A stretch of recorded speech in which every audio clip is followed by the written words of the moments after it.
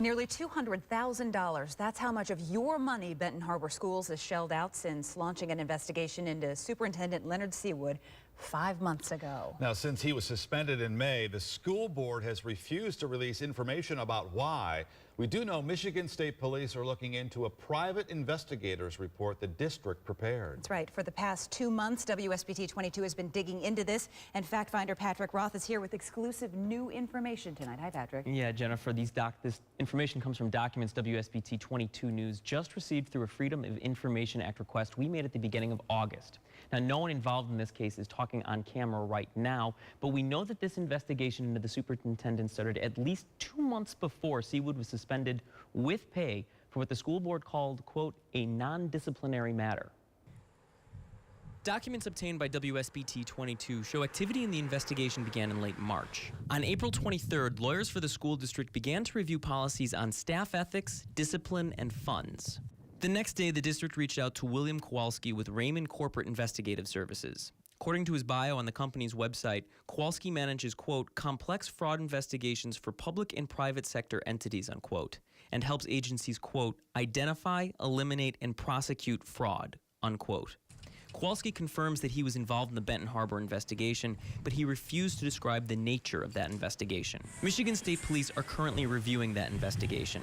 Detective Charles Christensen, who oversees all investigations within the 5th District, says Michigan State Police is investigating an accounting-related issue, and that anytime they investigate something, it is because of, quote, the potential undertone that a crime has been committed, unquote. So far, Seawood has not been accused of any criminal wrongdoing, and no charges have been filed against him.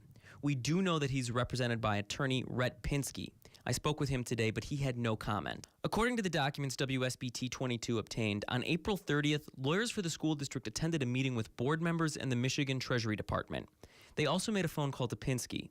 That same day, Seawood was suspended with pay. The school board hired Gregory Witherspoon to serve as the acting superintendent in July, even though legally, Seawood is still the superintendent. So how much has been spent? According to school contracts, Seawood has collected more than $52,000 in salary and more than $26,000 in benefits. Witherspoon has collected $45,000 in salary with a housing allowance of $1,500. The private investigator cost the school district more than $50,000, and the district also has been charged more than $16,000 in attorney fees. That brings the grand total for the investigation, legal fees, and the salaries to a total of $192,173.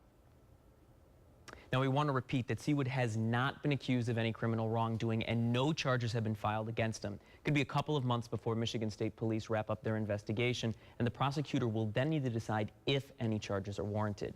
The Benton Harbor School Board is meeting on Saturday to decide what will happen with Seawood, and School Board President Sharon James told me today that the good news is that they have finally gotten to the end of this. Okay, to the end of this. So, Patrick, Dr. Seawood has been pretty quiet during all of this. Yeah, Rick, we reached out to him through his attorney today, and again, he would only confirm that he's representing Seawood. I tried to call the number that's listed for Seawood, but it's been disconnected, and we also drove by the address listed in the phone book.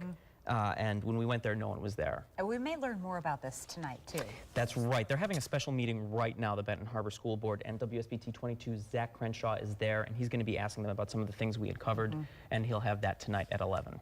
All right. Patrick,